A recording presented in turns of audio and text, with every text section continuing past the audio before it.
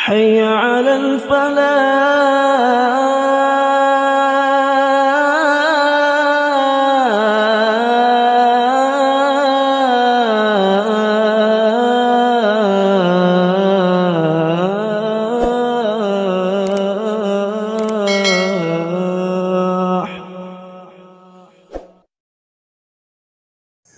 Bismillahirrahmanirrahim.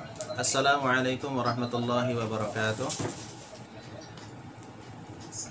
Alhamdulillahirabbil alamin wa bihi nasta'inu ala umuri dunya waddin wa ala alihi wa sahbihi ajma'in, amma ba'd.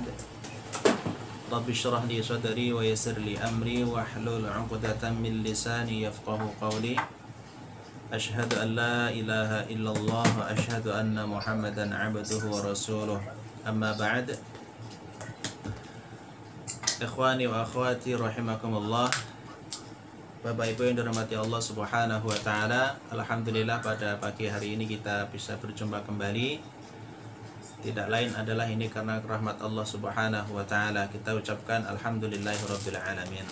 Salawat dan salam semoga tetap tercurahkan kepada baginda Rasul sallallahu alaihi wasallam serta keluarga, sahabat, dan semoga kita tetap istiqomah di jalan sunnah-sunnahnya.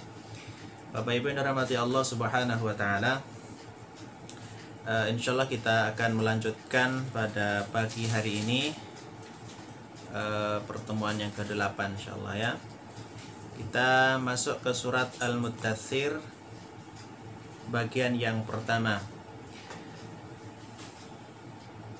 Surat Al-Muddatsir ini merupakan surat yang keempat yang diturunkan oleh Allah Subhanahu wa taala setelah kita membahas surat yang ketiga, yaitu surat Al-Muzammil.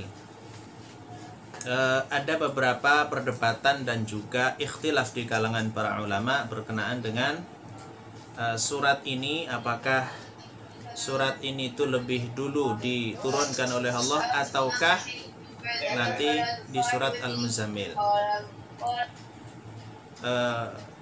Dalam hal ini terdapat beberapa riwayat yang berbeda, bahkan tidak sedikit juga para ulama berbeda tentang surat yang pertama kali diturunkan oleh Allah Subhanahu wa taala. Tapi itu sudah kita bahas ketika membahas surat Al-Alaq, bahwa antara surat Al-Muddatsir dan surat Al-Alaq adalah terlebih dahulu surat Al-Alaq. Itu artinya bahwa surat Al-Muddatsir tidak ada khilaf, tidak ada perbedaan pendapat bahwa surat ini pasti Makkiyah. Hanya perbedaannya adalah nomor berapa gitu.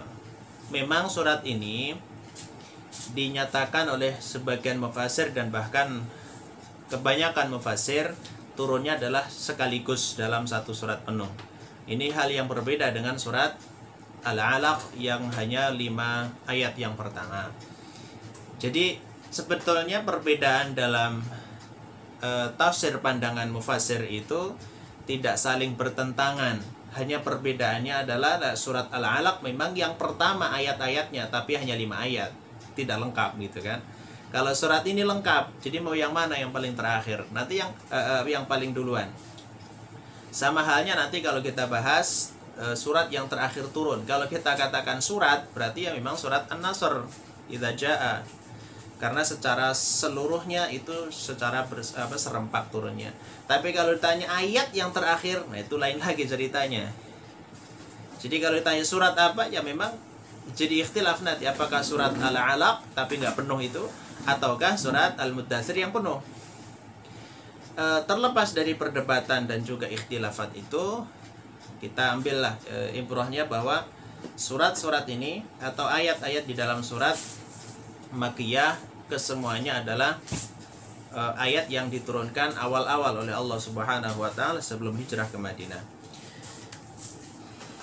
Dan menurut jumhur dan sebagian besar ulama mufassir bahwa surat ini adalah surat yang diturunkan setelah surat Al-Muzammil. Namanya Al-Muddatsir, jumlah yang surat yang ke-73 ya, 74 atau 73 ya. Kemudian secara turunnya berarti yang keempat. Jumlahnya 56 ayat, ada 265 kata dan 1010 huruf. Inilah mukaddimah surat Al-Muddatsir. Kita masuk. Kita lihat asbabun nuzulnya. Nanti akan sedikit tergambarkan apakah ini yang pertama atau bukan gitu ya.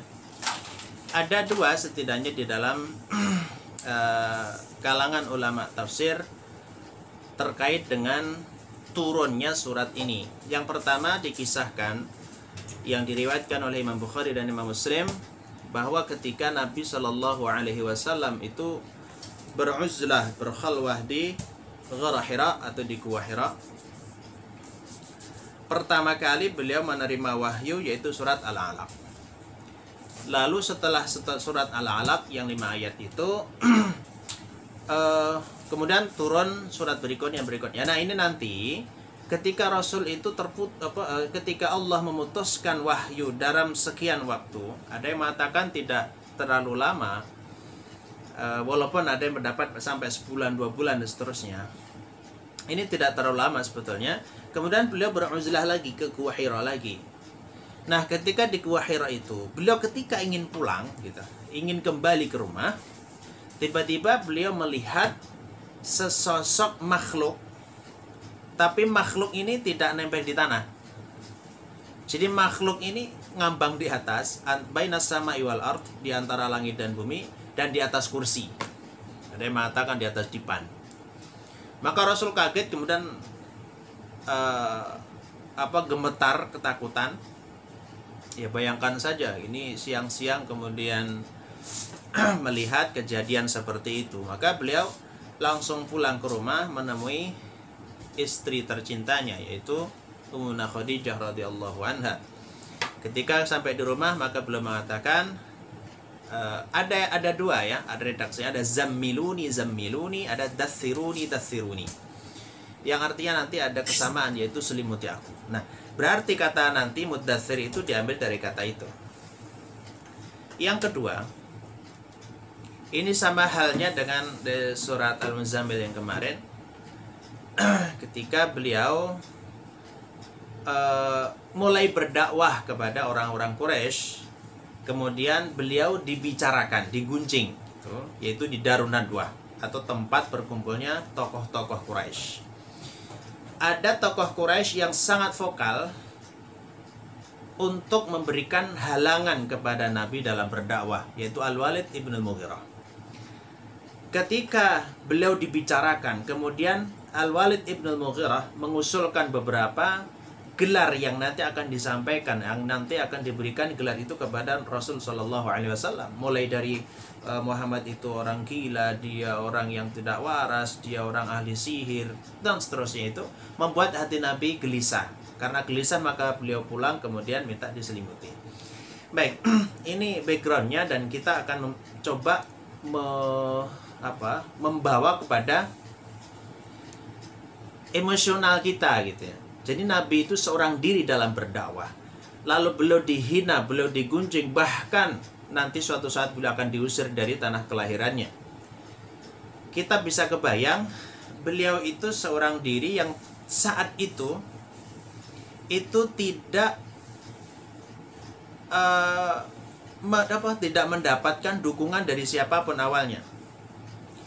Lalu kemudian ketika beliau itu berdakwah, bukan saja kemudian mendapatkan tantangan yang sifatnya dari luar Quraisy, tapi justru dari Quraisy dan bahkan dari keluarga besarnya. Nah, ini penting kita pahami. Nabi saat berdakwah dalam sirah Nabawi itu mendapatkan tantangan itu luar dalam, baik psikisnya, baik fisiknya, baik mentalnya, semuanya diserang gitu. Jadi bahkan pembunuhan karakter itu dari dulu sudah ada. Nabi itu sudah dibunuh karakternya.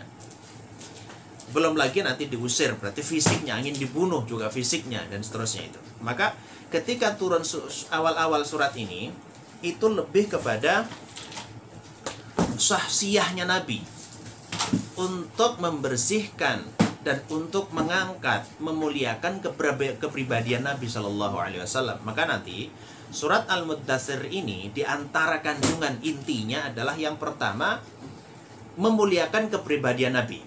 Jadi membersihkan nama baik Nabi Shallallahu Alaihi Wasallam, kemuliaannya, keistimewaan dan seterusnya ya. Jadi gelar-gelar nanti yang diberikan, disematkan oleh orang Quraisy dibersihkan dulu oleh Allah. Ini penting bagi seorang dai. Dai ketika sudah dikenal di masyarakat tapi dikenalnya itu negatif, agar dakwahnya itu sampai kepada mad'unya, bersihkan dulu namanya gitu. Makanya Yahudi sekarang tahu, karena mereka tidak mau bisa membunuh secara fisik manusia, orang-orang muslim, yang dibunuh adalah karakternya. Jadi karakter dai atau karakter para ulama itu dibunuh dulu, dihilangkan. Yang kedua, nanti setelah itu Allah membicarakan ancaman, terutama peringatan kepada orang kafir. Yang ketiga, kisah orang kafir tapi cerdas, yaitu Al-Walid ibn Mughirah. Kita akan berbicara sangat panjang perjalanan Al-Walid ibn Mughirah yang sampai punya surat sendiri, yaitu surat Al-Muddatsir ini.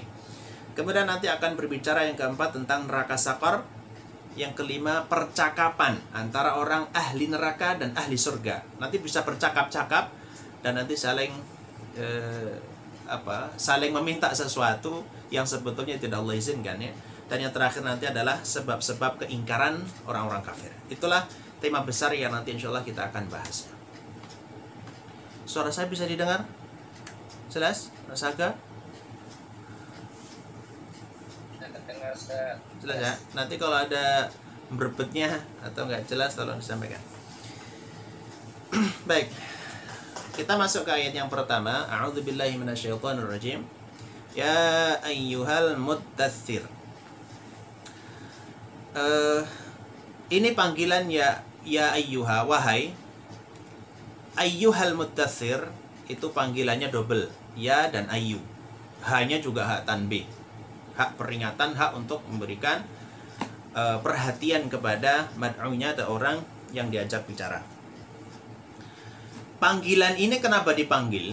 Karena Nabi saat itu dalam ketakutan yang hebat, karena melihat sesosok malaikat, yang malaikat Jibril alaihissalam, yang saat itu duduk di atas kursi, dan kursi itu berada di antara langit dan bumi. Kalau kita lihat dari sirah, wahyu itu turun kepada Nabi itu ada beberapa macam. Yang pertama lewat mimpi, ya, seperti awal-awal wahyu itu mimpi ya. Yang kedua, wahyu atau Al-Quran itu langsung dimasukkan ke hati Nabi, itu ada gitu. Yang ketiga, ada yang disampaikan oleh malaikat Jibril, tapi malaikat Jibril itu menyerupai manusia. Jadi menyerupai manusia kemudian menyampaikan ke Nabi SAW. Nah, ada yang lebih berat lagi, yaitu kata Rasulullah seperti suara lonceng gemerincing yang sangat keras gitu. Kemudian yang berikutnya, malaikat Jibril datang dengan wajah bentuk aslinya. Oh, ini lebih hebat lagi. Bayangkan kita melihat malaikat Jibril gitu, yang sayapnya saja 600 sayap, satu sayap bisa menutupi antara timur dan barat. Itu kalau satu sayap udah dihempakkan dua, udah kelelep, hilang gitu ya. Dan nanti juga ada wahyu yang disampaikan Allah kepada Rasul secara langsung, seperti sebagaimana yang disampaikan kepada Nabi Musa alaihissalam. Nah, ini wahyu yang disampaikan oleh Allah melalui malaikat Jibril, dan saat itu malaikat Jibril datang untuk kepada Nabi SAW dan dalam bentuk aslinya.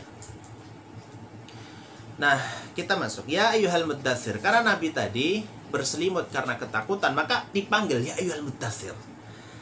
Kata muddatsir itu diambil dari kata iddatsara. Itu diidghamkan ya. Iddatsara. Kalau kita lihat dari segi gramatikanya, muddatsir itu ismul fa'il atau subjek dari iddatsara. Iddatsara itu kata mujarradnya itu dal, sa, sama ro. Dasara iddatsara berarti orang yang menutup dirinya dengan kain. Aslinya disar itu kalau ada baju. Nah, ini baju, kemudian saya berselimut di di atas baju masih ada lagi selimut. Nah, selimut di atas baju itu namanya dusur atau disar. Makanya ya ayyuhal muddatsir berarti wahai orang-orang atau wahai yang gitu, berselimut atau berkemul atau orang yang di bawah selimut. Itu muddatsir. Kalau kita maknanya ada dua berarti. Ada makna hakiki. Makna memang hakikinya Nabi sedang berselimut. Yang kedua maknanya adalah orang yang sedang santai. Gitu. Ini sama dengan Muzammil kemarin ya. Tapi kalau Muzammil lebih ke kiasi, majazi. Kalau ini lebih ke hakikinya gitu. Jadi ya ayyuhal muddatsir, wahai orang yang sedang menutup diri, orang yang berselimut. Ini seruan kepada Nabi Shallallahu Alaihi Wasallam dan juga termasuk seruan kepada seorang dai, karena dai adalah pewaris Nabi Shallallahu Alaihi Wasallam untuk meneruskan risalah ini. Jadi tidak ada lagi kesempatan untuk berselimut, tidak ada kesempatan lagi untuk banyak istirahat. Maka kata Rasul Shallallahu Alaihi Wasallam setelah surat Al-Muzammil, setelah turun surat Al-Muddatsir, kata Rasul, tidak ada lagi istirahat bagiku. Ini tugas Nabi memang seumur hidup. Tidak ada cutinya, tidak ada tanggal merahnya, bahkan tidak ada pensiunnya. Itu seorang Nabi. Dai juga seperti itu. Ya. Jadi ya ayyuhal muddatsir, wahai orang yang berkemul, wahai orang yang berselimut. Setelah diperintahkan untuk bangun, maaf ini slide-nya bisa kebaca? Bisa? Bisa nggak? Bisa ya? Perintah Allah setelah suruh bangun, ini penting.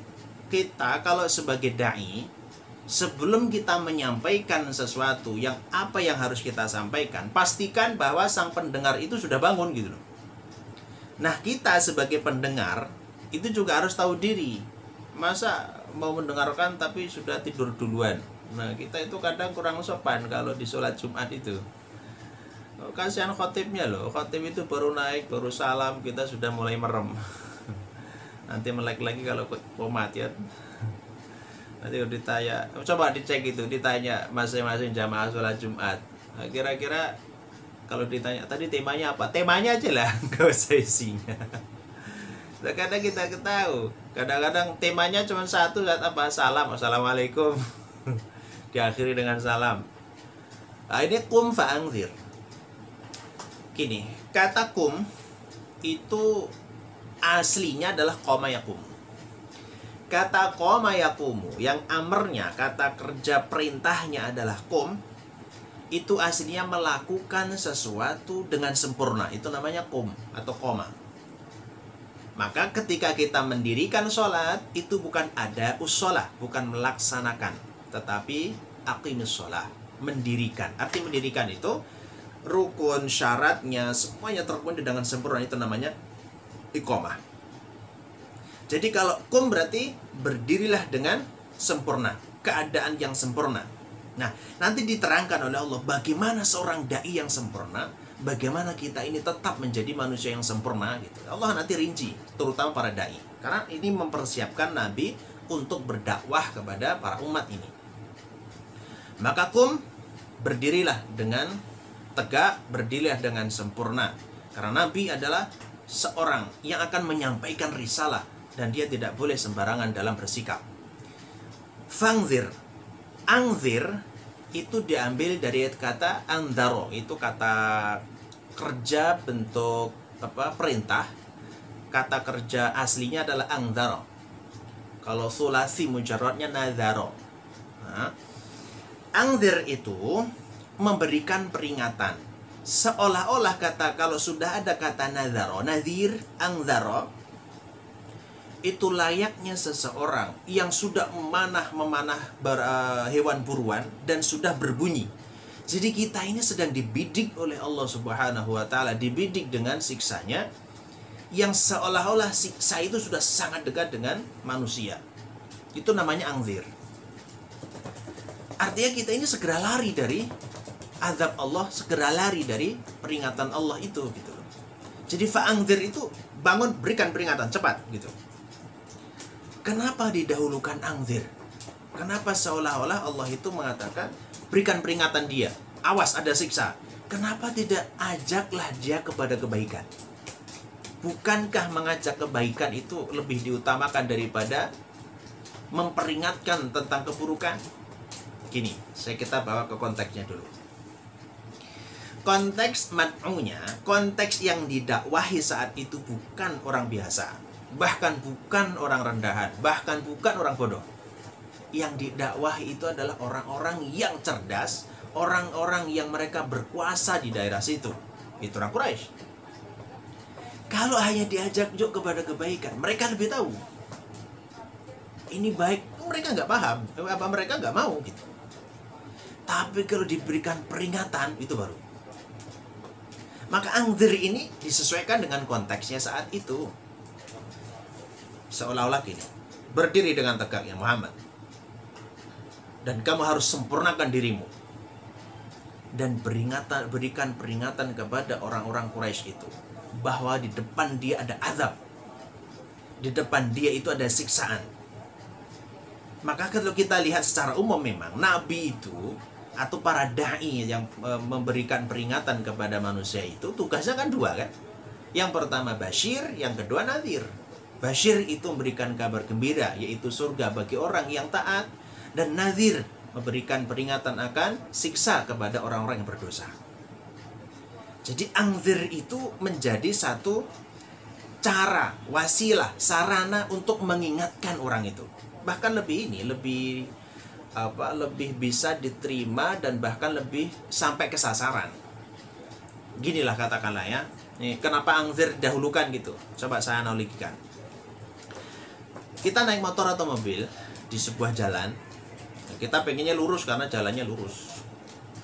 Kemudian di depan sana 1 kilometer itu ada jembatan yang rusak yang tidak bisa dilalui, dan itu jurang yang sangat curam.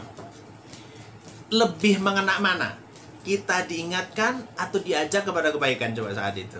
Misalnya dikasih himbauan, Bapak sebaiknya belok ke kanan, jangan lurus. Kita pasti ngeyel. Ngapain saya harus belok? Ini kan saya harus lurus. Itu namanya, padahal itu Bashir loh, kabar gembira loh itu. Insya Allah kita sulit untuk mengikuti dia. Kenapa? Karena tidak ada alasan. Kenapa gitu loh. Tapi kalau langsung, misalkan teriakan orang yang di samping jalan itu, awas di depan ada jembatan rusak, di depan ada bahaya, kita pasti akan berhenti kemudian belok. Jadi ternyata Nadhir itu lebih tepat, lebih sampai ke sasaran lebih cepat daripada memberikan kabar gembira. Maka fa'angdzir, berikanlah peringatan kepada orang-orang Quraisy yang saat itu langsungnya, dan itu juga kepada kita. Dan kata angdzir itu tidak terputus. Artinya bagi Nabi memberikan peringatan itu sampai wafatnya beliau. Kum fa'angdzir. Nah, kemudian cara untuk berdakwah itu yang pertama harus dibenahi masalah personal pribadi Nabi SAW. Selain kemarin di surat Al-Qalam untuk membersihkan nama Nabi, juga nanti di surat Al-Muzammil sebagai bekal diri, dan nanti surat Al-Muddatsir juga ditambah lagi bekal untuk Nabi dalam menghadapi orang Quraisy. Wa rabbaka fakabbir. Asli redaksinya ini adalah wakabbir rabbaka, asli gitu. Jadi kabir dulu baru rabbaka, karena nanti harus fiil dulu baru nanti objeknya. Jadi subjek, predikat, objek gitu kan. Tapi di dalam ayat ini Allah mendahulukan objek daripada subjek dan predikat untuk menunjukkan pengkhususan.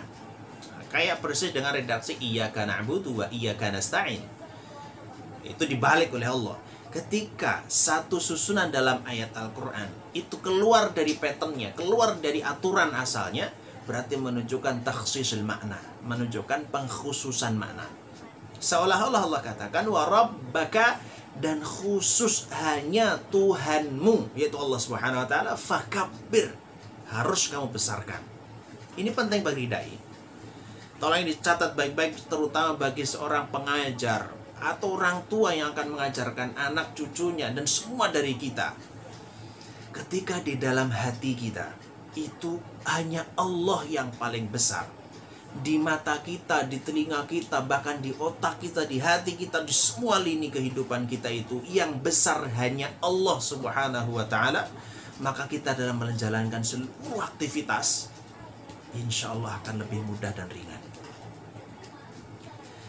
Kalau kita berbuat sesuatu dan masih ada yang lebih besar dari Allah, itu kayaknya bisa dijamin itu kecewa akhirnya itu.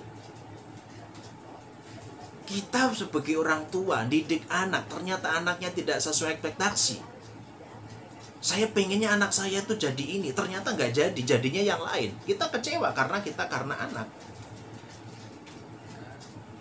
Kita juga sama, apalagi seorang dai. Dai itu pengennya didengar oleh seluruh manusia, kemudian semua yang mendengar juga mengikutinya. Kalau itu nggak ada Allah yang paling besar, kecewa ujungnya. Penting wa rabbaka fakabbir bagi seorang nabi saat itu, seolah-olah Allah berpesan, ya Muhammad, di hatimu hanya Allah yang besar, di dalam otakmu juga hanya Allah yang besar, dan bahkan sebelum melakukan dakwah Allah yang besar, saat melakukan dakwah Allah yang besar, dan setelahnya juga Allah yang besar. Gini prakteknya. Ini masih bisa didengar ya. Ini saya agak panjang di kata ini karena menjadi barometer kehidupan kita nanti. Kalau kita melakukan aktivitas apa saja, oke, saya bawa ke konteks Nabi dulu. Setelah Nabi kita bawa ke sekarang ya. Konteks Nabi saat itu, Allah berpesan, ya Muhammad, jika engkau nanti hendak berdakwah, sebelum berdakwah, sandarkan seluruh niatmu itu hanya untuk Allah. Oke, berarti sebelum dakwah, Allah dulu. Yang kedua, saat melakukan dakwah, jangan menganggap bahwa ini karena saya cerdas. Bukan. Tapi karena Allah subhanahu wa ta'ala yang memberikan kemampuan kepada saya untuk menyampaikan. Ini ilmunya bukan ilmu saya, ini ilmu Allah. Menarik ya. Itu yang kedua. Yang ketiga, setelah berdakwah, setelah selesai kamu ya Muhammad menyampaikan risalah itu, tetap serahkan kepada Allah. Gak ada kecewanya. Oke, sekarang kita ke aktivitas kita. Kita misalkan yang jadi karyawan, kita yang misalkan berdagang, kita yang kemudian beraktivitas apa saja. Ketika di awal aktivitas itu kita sudah menyandarkan kepada Allah subhanahu wa ta'ala, itu akan ringan untuk menjalankannya. Anggaplah ketika jadi karyawan ini adalah amanah langsung dari Allah. Yang kedua, saat melakukan, jangan menganggap karena skill saya ini yang membuat saya ini dihormati. Karena kemampuan saya inilah kemudian orang itu kagum kepada, bukan. Allahu Akbar. Saat melakukan, sandarkan kepada Allah. Nah, setelah melakukan dan berhasil, itu juga katakan alhamdulillah, ini karena Allah mengizinkan. Kalaupun gagal, bukan gagal menurut kita, tapi Allah belum mengizinkan, akan ringan. Dengan kita memasukkan kata kabir di dalam hati kita, itu akan berdampak kepada ketenangan hati, ketenangan jiwa, akan menghilangkan rasa takabur ketika berhasil, dan menghilangkan kekecewaan saat tidak berhasil. Kita akan merasa sombong saat berhasil, akan merasa kecewa saat gagal karena nggak ada Allah. Dan ini penting bagi seorang dai seperti Rasul saat itu. Bagaimana tidak stres cuma seorang diri, seluruh bumi ini hanya seorang diri, yaitu Nabi Shallallahu Alaihi Wasallam yang harus berdakwah kepada seluruh manusia. Dan bahkan sesekali Nabi itu, kalau bahasa manusia biasa, frustasi ya. Dakwah ke sana kemari, yang menerima 1 orang, 2 orang, dan seterusnya. Dan karena Allah itu berpesan kepada Rasul, warabbaka fakabbir, pokoknya aktivitasmu itu hanya untuk Allah ya Muhammad. Udah, sebelum aktivitas serahkan kepada Allah, saat melakukan juga Allah, setelahnya juga Allah. Jadi Allah, kemudian Allah lagi, diakhiri dengan Allah. Dan tujuan nanti semuanya dakwah hanya untuk Allah. Inilah sebetulnya inti dari kata-kata ikhlas. Jadi ikhlas itu tidak hanya saat melakukan. Enggak. Ikhlas itu sebelum melakukan, saat melakukan, setelah melakukan. Itu namanya ikhlas. Dan akan menjadi ringan. Karena kalau kita melakukan sesuatu karena kesadaran bahwa kita ini ada amanah dari Allah, itu ringan. Tapi kalau tuntutan, ini saya harus kerjakan, harus ini dan itu, ya berat nantinya. Dalam kehidupan rumah tangga, dalam kehidupan berbisnis, itu semuanya seperti itu gitu. Coba dalam akad nikah itu kalau dipahami oleh seorang laki-laki, insya Allah itu akan bertanggung jawab. Seolah-olah ini bagi laki-laki, maaf, terutama yang masih muda belum nikah itu, coba akad nikahnya itu dipahami betul-betul tuh. Bagi yang muda-muda seperti Ustadz Bayu atau Ridwan yang sudah siap nikah, sebenarnya siap aja sih, cuman masalahnya kan masih satu, nikah kan harus dua. Kalau di pelaminan cuman sendirian kan gak jadi nikah ya. Jadi akad nikah itu ada makna yang terkandung dalam saya terima nikahnya itu. Seolah-olah mengatakan saya terima tanggung jawabnya yang sebelumnya diserahkan kepada walinya, sekarang saya yang menanggung. Itu minimal tuh. Dan berarti menerima segala macam kekurangan. Coba ini saya bawa ke sini dulu ya. Karena gini, kita sering tidak sadar bahwa kita ini sedang bersama manusia gitu loh. Dan kita kurang menyadari bahwa manusia itu memiliki sifat-sifat kekurangan, terutama mahalul khata' wa nisyan, lupa dan salah atau salah dan lupa. Sehingga kalau kita mendapati sahabat kita, saudara kita, anak istri, siapapun di samping kita atau tetangga yang mereka melakukan kesalahan, kemudian kita nggak terima, itu berarti salah akad itu.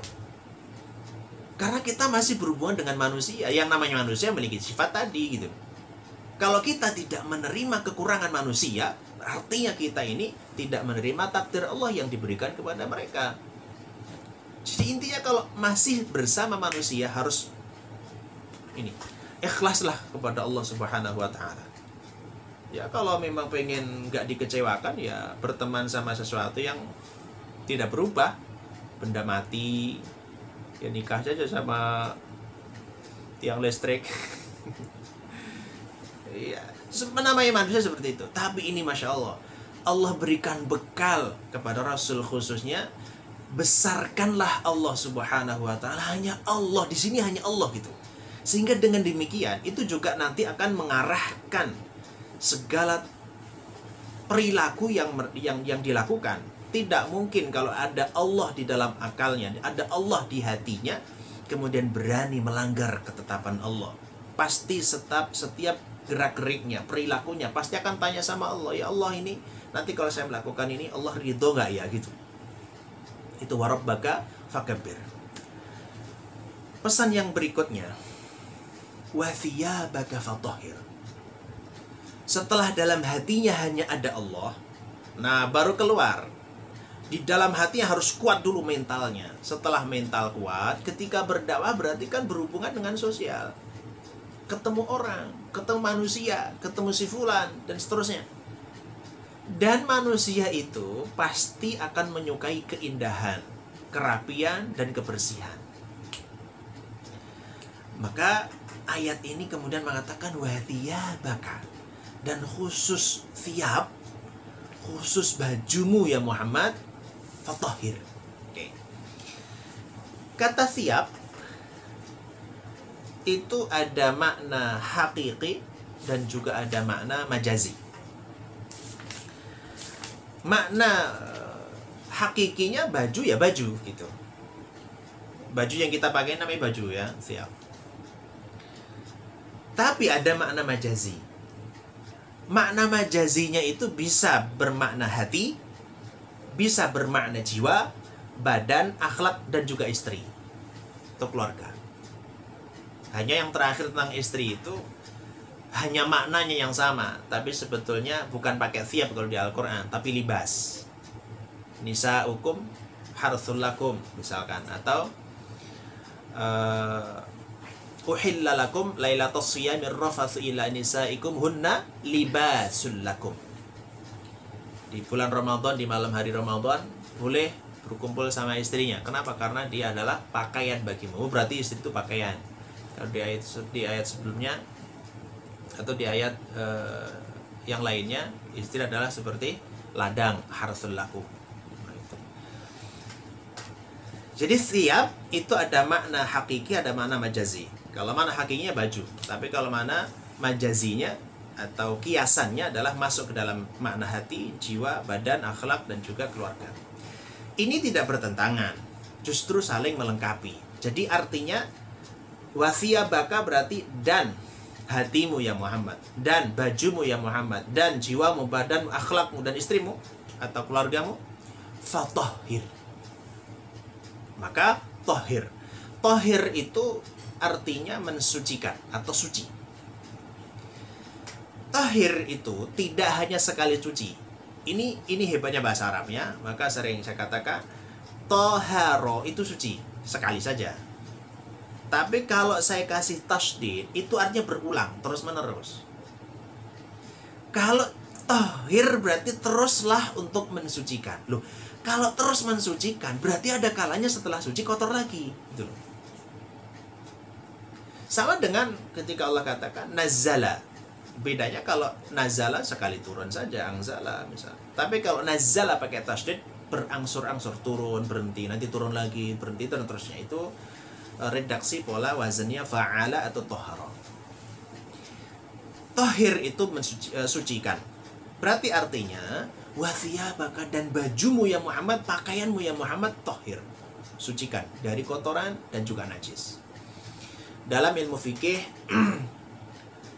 suci itu berarti terhindar dari kotoran dan terhindar dari najis. Kenapa ini dibedakan? Karena tidak semua kotoran adalah najis. Dan di sebagian lain ada najis tapi tidak kotor. Misalnya, contoh, ada baju kita yang terkena tanah, kotor ya, kotor, tapi belum tentu najis, karena tanah itu tidak najis. Sama dengan air mani misalnya. Menurut mazhab Syafi'i itu tidak najis, tapi kotor. Nah, baju yang dikatakan tahir, yang dikatakan suci adalah terhindar dari kotoran dan juga najis. Yang pertama maknanya. Yang kedua maknanya, sucikan ya Muhammad jiwamu, akhlakmu dari segala macam sifat buruk itu. Jadi Nabi itu sifat-sifat buruk yang mengotori jiwanya, yang mengotori hatinya, itu sudah dibersihkan oleh Allah Subhanahu wa taala, dan memang Rasulullah juga selalu membersihkan. Nah, makna yang kedua ini, kalau makna yang pertama kan gampang ya, kalau baju kotor ya dicuci, itu selesai. Mencucinya nggak perlu dikasih tahu, pakai air, pakai sabun, deterjen dan seterusnya. Tapi makna yang kedua, kalau yang dimaksudkan hati, jiwa, dan akhlak harus dibersihkan, ya tentunya bukan pakai deterjen. Cara mensucikannya adalah kita harus beristighfar dan juga minta ampun kepada Allah. Makanya Rasul Shallallahu Alaihi Wasallam diperintahkan, dan memang Rasul selalu beristighfar dalam sehari semalam tidak kurang dari 70 sampai 100 kali. Makanya bersih. Lah kita ini banyak dosa, istighfarnya jarang. Dan istighfarnya belum sampai kepada hati dan masih berada di mulut kita, di lisan kita. Nabi kalau istighfar, ya hatinya istighfar, mulutnya istighfar, perilakunya juga istighfar. Istighfar itu pencuci itu, deterjennya hati ya istighfar itu. Coba kalau nggak percaya, misalkan jenengan semua Bapak Ibu sedang marah-marahnya, puncak dari kemarahan. Coba praktekkan ini. Ta'awudz, ambil wudhu, istighfar panjang-panjang atau istighfarnya yang banyak, reda itu. Atau di jalanan macet, kita buru-buru, apalagi ada yang ini itu, ada motor yang menyalip dan seterusnya, kesel gitu. Coba ta'awudz, istighfar, terus istighfar, hati itu lembut sendiri gitu. Dan Nabi itu setiap saat istighfar. Oke, itu adalah untuk mensucikan kotoran jiwa kita dan juga hati kita. Yang ketiga maknanya adalah wathiyabaka fatahhir, kalau dimaknai keluarga atau istri berarti dan keluargamu ya Muhammad sucikan. Makanya Nabi berdakwah periode yang pertama adalah kepada kerabat, pada keluarga besarnya. Kemudian baru keluar. Kenapa? Karena mengamalkan ayat ini. Jadi ayat ini itu maknanya ada 3 itu. Membersihkan badan dan juga bajunya, membersihkan sifat-sifat akhlak jiwanya, dan juga berdakwah mensucikan juga dari kesyirikan yang berada di lingkungan keluarga. Jadi maknanya luas sekali, Masya Allah. Wa thiyabaka fatahhir, tidak hanya bermakna bajunya yang bersih, tetapi juga akhlaknya yang suci, yang bersih, hatinya yang bersih, dan juga keluarganya yang dibersihkan dari segala macam kesyirikan. Memang dakwah itu aktivitas yang berat, tapi perlu persiapan yang matang. Terutama adalah masalah visi kita juga harus dibersihkan. Dan ini juga gampang kita pahami. Kalau kita berdakwah dengan baju yang kumel, baju yang bau, itu rasanya juga susah untuk berdakwah gitu kan. Kemudian nasihat berikutnya, warujza fahjur. Masih bisa didengar suara saya? Ustaz Bayu? Lancar ya? Lancar. Oke. Ada yang tidur? Yang tidur angkat tangan. Ayo udah, nggak usah ditanya. Baik, warujza fahjur. Setelah Allah berpesan untuk membesarkan Allah Subhanahu wa taala, mensucikan badan jiwanya dan juga keluarga, baru Allah katakan warujza fahjur. Ini ada 2 bacaan. Bisa dibaca dhammah di huruf ra, bisa dibaca kasrah di huruf ra-nya. Bisa warujza, bisa warijza. Ini memiliki makna yang sedikit berbeda sebetulnya, tapi nanti esensinya sama. Kalau dibaca ra-nya itu dhammah, warujza itu artinya ditujukan kepada berhala. Berarti sarana kesyirikan. Kalau dibaca warijza kasrah, itu artinya kotoran atau dosa. Jadi warijza itu kotoran yang maknawi. Misalkan rijsun min amali syaitan, khamr itu lebih kepada judi perjudian, itu rijsun, kotor, tapi kotornya bukan di fisiknya, tapi kotornya adalah maknawinya. Artinya dua-duanya itu bisa dikompromikan maknanya. Ya Muhammad warujza, adapun berhala yang membuat kotor jiwamu, yang membuat kotor akidahmu gitu. Fahjur, maka uhjur.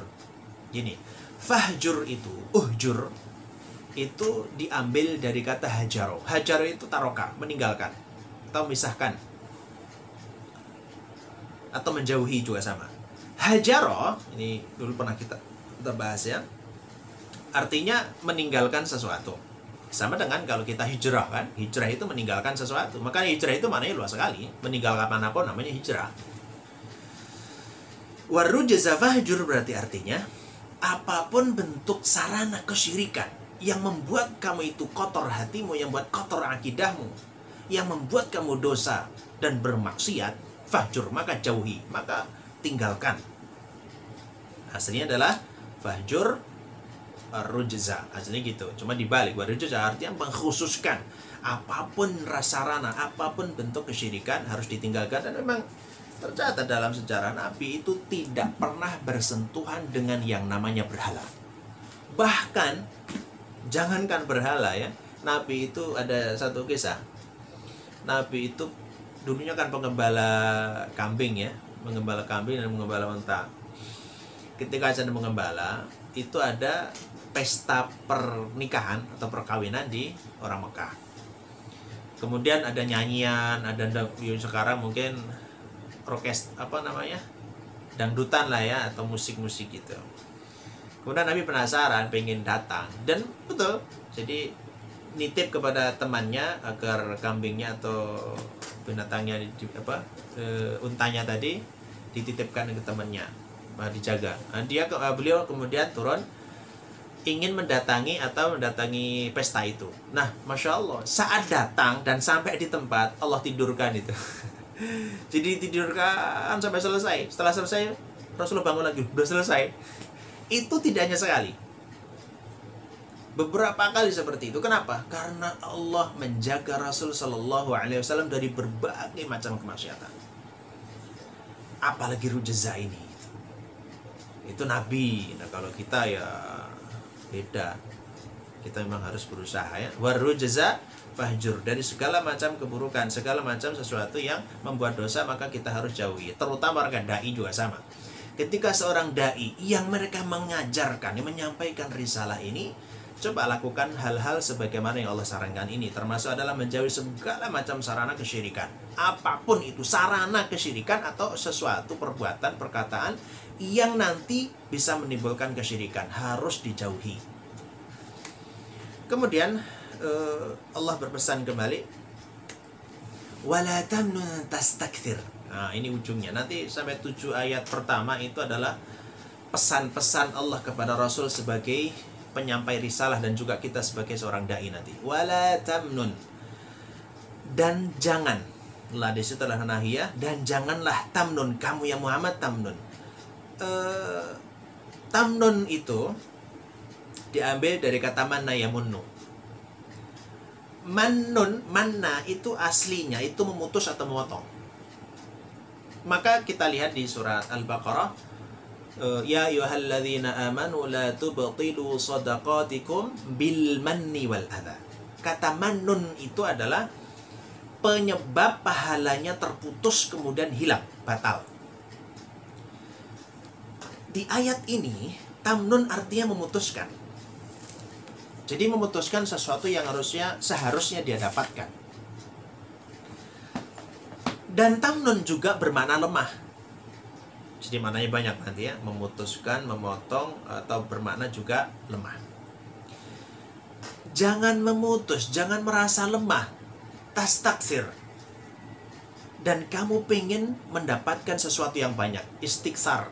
Nah, meminta banyak, itu namanya istaktsara. Katsirun itu banyak. Kalau istaktsara berarti meminta. Ingat kalau ada alif sinta itu bermakna permohonan. Nah, sambil bahasa Arab ya. Nanti semoga kalau kita selesai 30 juz itu kita insyaallah bisa memahami dikit-dikit bahasa Arab, indah bahasa Arab. Saya contohkan gini. Ghafara itu mengampuni. Kalau saya tambah alif, sin dan ta, tepatnya hamzah wasal ya. Hamzah wasal, sin dan ta itu ditolak, permohonan. Ghafara mengampuni, istaghfara mohon ampun gitu. Katsura banyak, istaktsara berarti minta banyak. Kabirun besar, istakbara minta dibesarkan, sombong gitu loh. Oke, tastaktsir berarti dia menginginkan sesuatu, memohon sesuatu yang banyak. Oke, ini gimana? Maksudnya ada beberapa macam makna. Yang pertama, kalau kita artikan tamnun itu adalah putus atau memotong, berarti seolah-olah redaksi ayat ini menjadi, ya Muhammad, kamu jangan memutuskan, jangan memotong pahalamu hanya karena ingin mendapatkan sesuatu balasan dari manusia. Itu mana yang pertama. Mana yang kedua? Ya Muhammad, kamu jangan merasa lemah untuk mendapatkan pahala di sisi Allah. Itu yang kedua. Yang ketiga, ya Muhammad, kamu jangan memohon sesuatu yang lebih besar dari dakwahmu itu. Maksudnya, ketika kamu berdakwah, jangan hanya ingin mendapatkan imbalan dari manusia. Tastaktsir di situ berarti balasan. Kamu kalau berdakwah yang ikhlas gitu. Jangan memberikan sesuatu tapi menginginkan balasan dari manusia yang lebih banyak. Jadi hitung-hitungan gitu loh maksudnya. Kemudian makna yang berikutnya, jangan menganggap bahwa dakwahmu itu hanya sebatas untuk manusia dan ketika nanti gagal kemudian kamu kecewa. Karena kamu hanya ingin manusia banyak itu beriman kepada Allah atas dirimu atau sebab dirimu. Jadi tastaktsir itu ditujukan kepada hasil dari dakwahnya. Jangan kamu hanya terfokus kepada hasil dakwahmu itu. Artinya berarti apa? Udah pokoknya fokus aja sampaikan. Urusan hidayah itu sudah Allah atur. Itu loh maksudnya. Jadi maknanya luar biasa. Tapi makna yang sangat populer ayat ini adalah ketika ya Muhammad, ketika kamu itu berdakwah, la tamnun, jangan hanya untuk mendapatkan sebuah balasan yang lebih banyak dari mereka, dari manusia. Ikhlaskan semua urusan ini kepada Allah Subhanahu wa taala. Maksudnya adalah ikhlasun niyah wa ikhlasul amal. Ikhlas niatnya, ikhlas dalam beramal. Itu penting dalam dunia dakwah ini. Wala tamnun tastakthir. Kenapa? Karena ketika Anda dakwahnya itu karena manusia bukan karena Allah, itu akan memutuskan pahala. Maknanya jadi disambungkan. Ketika pahala sudah diputuskan oleh Allah, maka kamu tidak akan mendapatkan apapun di sisi Allah, dan dari sisi manusia juga nggak didapat. Pokoknya ini kalau sesuatu perbuatan hanya karena manusia, pokoknya kecewa dah. Karena nggak mungkin semuanya manusia itu memberikan apa yang kita inginkan semuanya. Jadi ikhlas itu adalah inti dari sebuah amalan, terutama adalah dalam urusan dakwah. Jadi Nabi itu dibentuk oleh Allah Subhanahu wa taala dalam berdakwah. Hanya ada Allah di situ, tidak ada manusianya, tidak ada urusan saya cerdas, pintar dan seterusnya. Semuanya urusan Allah. Kemudian ayat ke-7, wali rabbika fasbir. Ayat ini sebagai penutup pesan dari Allah untuk Rasul sallallahu alaihi wasallam, wali rabbika, dan hanya kepada Rabbmu ya Muhammad fasbir, kamu harus bersabar. Menarik ya. Menjalankan dakwah itu perlu dengan kesabaran. Tapi makna sabar bukan pasrah. Buktinya apa? Ini ayatnya. Kalau emang sabar itu pasrah, nggak ada dakwah itu. Jadi kalau ada orang yang sakit, orang yang kesusahan, kemudian ya sudahlah, emang nasibnya gini, itu bukan sabar, itu namanya pasrah, beda. Bahkan coba dilihat nanti di beberapa pendapat hukum ya. Apa hukumnya kalau orang sudah sakit tapi nggak berusaha berobat, berusaha untuk mencari penawarnya atau ke dukun, kalau apa dukun ya. Kalau dulu tabib, kalau sekarang mungkin ke dokter, rumah sakit dan seterusnya. Kalau tidak ada usaha itu kemudian meninggal dunia, itu bisa seperti bunuh diri itu, karena nggak ada usaha menyembuhkan. Sabar itu dalam syariat kita ada 3 macam. Pertama, sabar ala ta'atillah, sabar dalam ketaatan kepada Allah. Jadi sabar yang pertama ini karena menjalankan perintah itu perlu kesabaran. Yang kedua, meninggalkan maksiat. Yang ketiga adalah menerima takdir Allah Subhanahu wa taala. Dan ini sabar ngumpul jadi satu di situ. Dakwah adalah perintah Allah, tapi di sisi lain tidak boleh marah ketika ada orang yang mencela. Yang ketiga juga apapun yang menimpanya harus sabar. Jadi sabar 3 ngumpul di sini. Dan kamu ya Muhammad harus fokuskan dirimu kepada Allah Subhanahu wa taala. Maka sabar ini adalah sarana terbaik untuk memenuhi seruan Allah dan juga sekaligus untuk menyampaikan risalah ini kepada umat. Mana Allah ingatkan, faida nuqira fin naqur. Ini korelasinya sangat kuat. Ketika tadi sudah dikuatkan hati Nabi Shallallahu Alaihi Wasallam, hanya ada Allah dan Allah, harus kuat, harus sabar. Kenapa? Faida nuqira fin naqur. Karena nanti ada saatnya, ada waktu yang lebih sulit dari itu.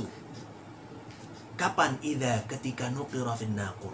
Baik, kata nuqira itu aslinya sesuatu yang ditimpa.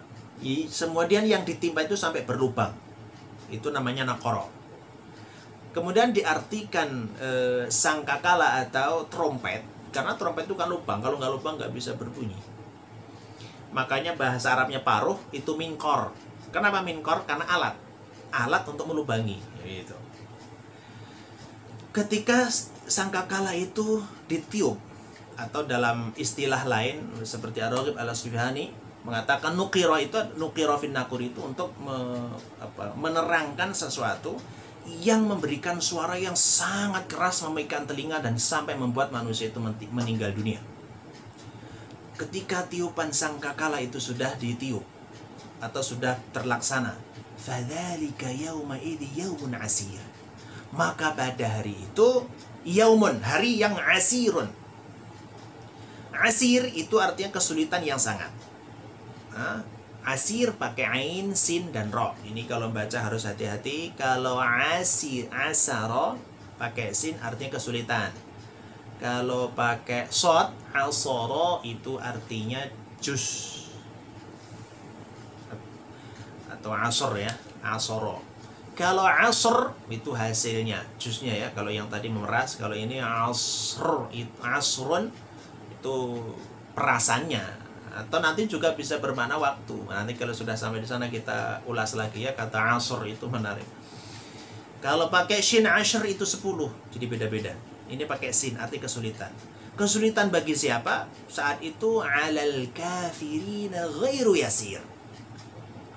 Ini menarik. Kalau dibaca, coba ya.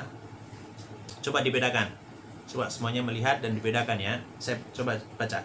Fadzalika yauma idzi yaumun asir. Kalau saya berhenti di situ, maknanya berarti pada waktu itu, waktu kiamat tiba, yaumun asir, hari yang penuh dengan kesulitan. Berarti yang mengalami kesulitan siapa? Umum, siapapun yang mendapati hari itu semuanya sulit. Oke, itu kalau saya berhenti di ayat 9. Coba kalau saya teruskan di ayat ke-10-nya.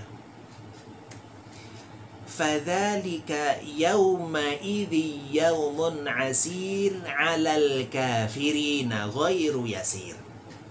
Berarti maknanya pada hari itu adalah waktu, hari yang sangat sulit atas orang kafir. Beda ya? Kalau saya lanjutkan baca ayat 9 dan 10, berarti maknanya yang sulit hanya orang kafir. Itu bedanya. Makanya bagian ulama kalau membaca diteruskan. Karena memang maknanya yang mengalami kesulitan yang dahsyat, yang tidak pernah mengalami kemudahan sedikit pun, ghairu yasir, tidak ada kemudahan sedikit pun, hanya orang kafir. Ketika orang muslim, orang beriman, tidak ada kesulitan. Itu makna yang kedua. Makna yang pertama ya tadi memang semuanya adalah mengalami kesulitan, tapi khusus untuk orang kafir tidak ada sedikit pun kemudahan. Jadi perbedaan sedikit ya. Jadi kalau yasir itu kemudahan, artinya ghairu yasir, tidak ada lagi kemudahan bagi orang kafir. Kesulitan orang kafir mulai dari kematian sampai nanti di akhirat dan sampai di nerakanya Allah Subhanahu wa taala. Inilah nadhir yang dimaksudkan dari ayat sebelumnya. Jadi harus diberikan peringatan kepada mereka akan azabnya Allah Subhanahu wa taala. Baik, saya kira ini pertemuan kali ini sampai ayat yang ke-10. Kesimpulannya adalah Allah berpesan kepada semua dai, semua duat wa da'iyat, bersihkan dirimu, sempurnakan dirimu, dan juga besarkanlah Allah Subhanahu wa taala di dalam hatimu, di dalam perkataan ucapanmu, di dalam pikiranmu, dan juga di dalam amalmu. Kalau ada Allah dalam hati kita, ada Allah di lisan kita, ada Allah di mata kita, telinga kita, dan ada Allah di perbuatan kita, insya Allah selamat. Dan itulah kesucian diri yang sesungguhnya, dan siap untuk berdakwah. Dan kita harus bersabar atas apapun yang kita hadapi, karena tidak ada sesuatu kecuali pasti ada kemudahan. Wallahu a'lam bishawab. Atanallahu wa iyyakum. Assalamualaikum warahmatullahi wabarakatuh. Alhamdulillahi rabbil alamin.